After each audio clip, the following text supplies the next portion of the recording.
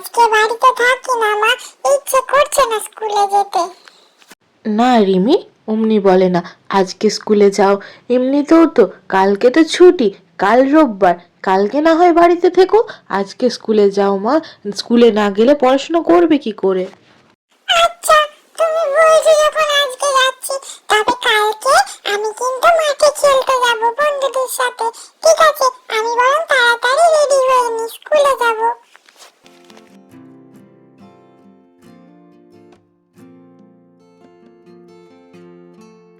মা, আপনি ডাকছিলেন? আসলে আপনার পায়ে ব্যথার তেলটা বানাচ্ছিলাম, ওই একটু তেলটাকে গরম করে নিলাম, তাই আর কি একটু দেরি হয়ে গেল। আপনি কি কিছু বলছিলেন না? কিছু কি প্রয়োজন আপনার? আপনাকে আমি খেতে দিই? না না বৌমা, তেমন কিছু না। আসলে তোমাকে বলার ছিল কি, কালকে আসলে ফোন করেছিল আমার মেয়ে। মেয়ে আর নাতনি আসছে গো, অনেক দিন পর। ওরা তাই মনে হয় আজকেই আসবে, ওই তো বলেছিল। দেখা যাক এবার। ওমা, তাই নাকি? সে তো ভীষণ ভালো কথা। দিদি আসবে, তাছাড়া পূজা তো অনেক দিন আসতে পারেনি, পড়াশোনা এই সমস্ত নিয়েই ব্যস্ত থাকে। মেয়েটা তো অনেক দিন হলো মামা বাড়ি আসাই হয়নি। এবারে বেশ খুশি হবে রিমি, তা দিদিকে পেয়ে বেশ আনন্দ পাবে। ভালোই হলো আজকে দিদি আসবে, যাই আমি বরং বাজারটা করে আনতে বলি। কি সকাল থেকে ওই খবরের কাগজটা হাতে নিয়ে বসে আছো বলো তো? না আছে কোনো ভালো খবর, তাও তোমায় প্রত্যেক দিন পড়তে হবে। নাও, গরম গরম চাটা খাও, এবং তারপরে তো আজকে বাজারে যেতে হবে। অনেক বড় লিস্ট এনেছি বাজারে যাওয়ার। এই খবরের কাগজে একমাত্র নেশা বলতে পারো আমার। এ সকাল সকাল না পড়লে দিনটা যেন শুরুই হয় না। তাছাড়া কি যেন বললে, আজকে বাজারে লম্বা ফর্দ কি কেন? মা বলল আজকে দিদি আসবে, এবং তার সাথে আসবে আমাদের ভাগ্নি পূজাও। কি ভীষণ মজা হবে সে তো বলে বোঝাবার নয়। তাই তুমি বরং তাড়াতাড়ি গিয়ে একটু বাজারটা করে এনে দাও তো, সকালে গেলে বাজারটা ভালো পাওয়া যাবে। ও, দিদি আর পূজা আসবে? এ তো ভীষণ ভালো কথা। তো বেশ ভালো তো, ভালোই হবে আমাদের তাহলে। যাই হোক, তাহলে বাজারটা বরং করে আনি নাকি? যাই যাই, সব শাক সবজি মিষ্টি ফল যা পাবো নিয়ে আসি। তা যাবে বাজারে ঠিক কথা, কিন্তু একটু দেখে শুনে নিয়ে এসো। বেশ 2-3 রকমের মাছ, একটু মাংস, একটু মিষ্টি, তার সাথে ফল সবজি সব নিয়ে এসো। আর হ্যাঁ, ওই ময়রার দোকানের গোল গোল রসগোল্লাগুলো আনতে ভুলে না।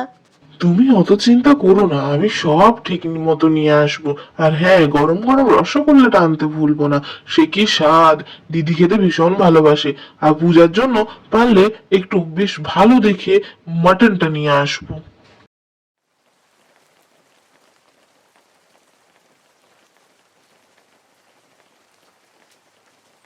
ও দিদি, তোমাদের আসতে এত দেরি হলো কেন গো? বাইরে তো বৃষ্টি নামিয়ে দিল। আমি তো চিন্তায় পড়ে গেছিলাম যে তোমরা আসবে কি করে। পূজা, জল হোক ঝড় হোক বৃষ্টি হোক, আমি তো ঠিক করেই নিয়েছিলাম যে আজকে আসতেই হবে মামা বাড়ি। কতদিন পর ছুটি পেয়েছি বলো না? ওই তো আসাই হয় না, স্কুল কলেজ এই সমস্ত নিয়ে এমন বিজি হয়ে গেছি, তারপর থেকে তার এদিকে মানে আসাই হয় না। আহা, এই গ্রামে আসার আমার অনেক দিন থেকে ইচ্ছে ছিল। মাকে যে কবে থেকে বলছি, মা তো বলছে দাঁড়া দাঁড়া দাঁড়া। হ্যাঁ, আমরাও তো সকলে সেই অপেক্ষাতেই থাকি যে তুমি দিদি কখন এসো। অনেক দিন তো আসোনি। তাছাড়া পূজা, তোমার বাবা এলো না? দিদি জামাইবু এলো না? এবারে তো এলে বেশ ভালো লাগতো। না গো সোমা, এবারে আসা হলো না।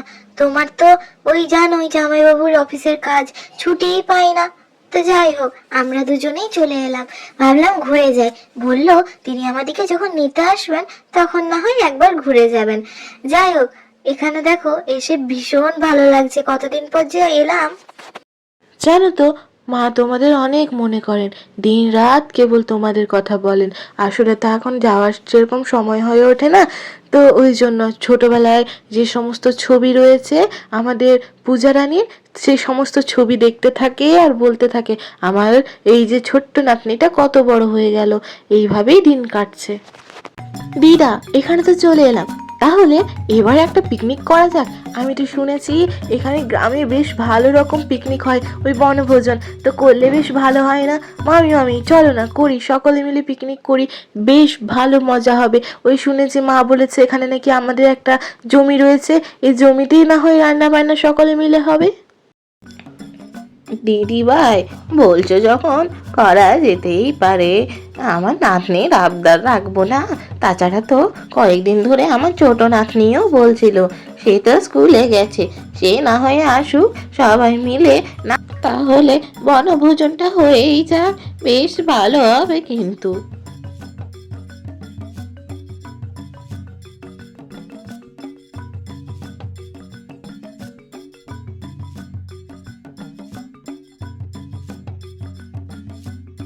কি হে, তা মাছ কত করে দিলে? ও মা, আজ তো মাছ তো ওই ছোট ছোট মাছ, আজ তো বড় মাছের দরকার ছিল। ইলিশ, পাবদা। আমার আজকে দিদি আসছে, ভাগ্নি আসছে বলে কথা, এই ছোট ছোট মাছ নিয়ে বাড়ি ফিরবো, তা কি ভালো দেখায়? না বড় মাছ নেই ভোলাদা? সে কি আর বলবো গো, আজকে তো মাছ সেমনি ভালো পাই নাই, তা বলে কাঁকড়া কি পাবো নাই? কাঁকড়া নিয়ে যাও না, কাঁকড়া বড্ড ভালো পেয়েছি আজকে, কষা কষা করে রান্না করবে, না হলে হলেই করবে, দারুণ রান্না হয়। কাঁকড়া খেয়ে দেখো একবার, সে তো মাছ অনেক খেয়েছো, একবার খেয়ে দেখোই না কাঁকড়া কেমন লাগে। বলছো কাঁকড়া? আগে তো কোনোদিন খাইনি, তা খেতে যখন ভালো বলছো তাহলে দিয়েই দাও। মাছ না হয় অন্য দিন নিয়ে যাব, কাঁকড়া নিয়ে যাই, আর না হয় খাসির মাংসই নিয়ে যাই, সে না হয় হবে। কাঁকড়া তাহলে তোমার ভরসায় নিয়ে যাচ্ছি, রান্না করে না হয় আজ খাওয়া দাওয়া একসাথে ভালোই হবে, নিয়ে যাই।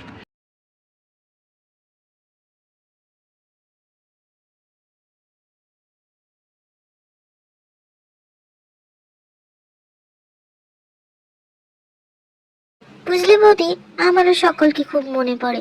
ওখানে তো শহরে একা একা, কেউ কারোর সাথে সেরকম কথা নেই, গ্রামের কথা খুব মনে পড়ে।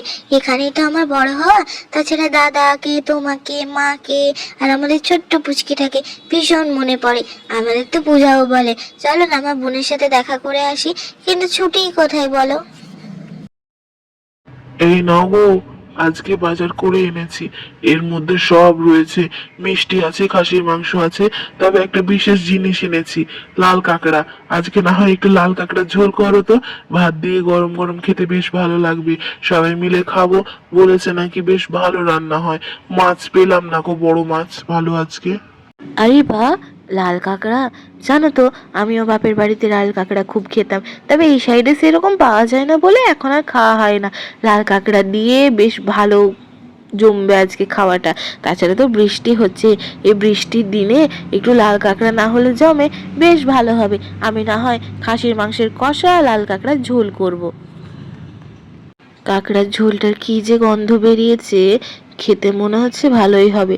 যাই, সকলকে এবার একসাথে খেতে দিয়ে দেখি, সবাই ভীষণ খুশি হবে।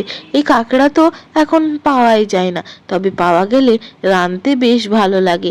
যাই যাই, সকলকে খেতে দিয়ে দিই, বেশ খেয়ে নিয়ে একসাথে মজা হবে। ওয়াও, কি ভালো যে খেতে লাগছে! এটা তো আমি প্রথমবার খেলাম, খেতে বেশ ভালো হয়েছে, আর গরম গরম ভাতের সাথে এরকম কাঁকড়া, উফ দারুণ হয়েছে কিন্তু মামি। এবার এলে এই কাঁকড়া কষা কিন্তু একদম ফাইনাল আমার খাবারে।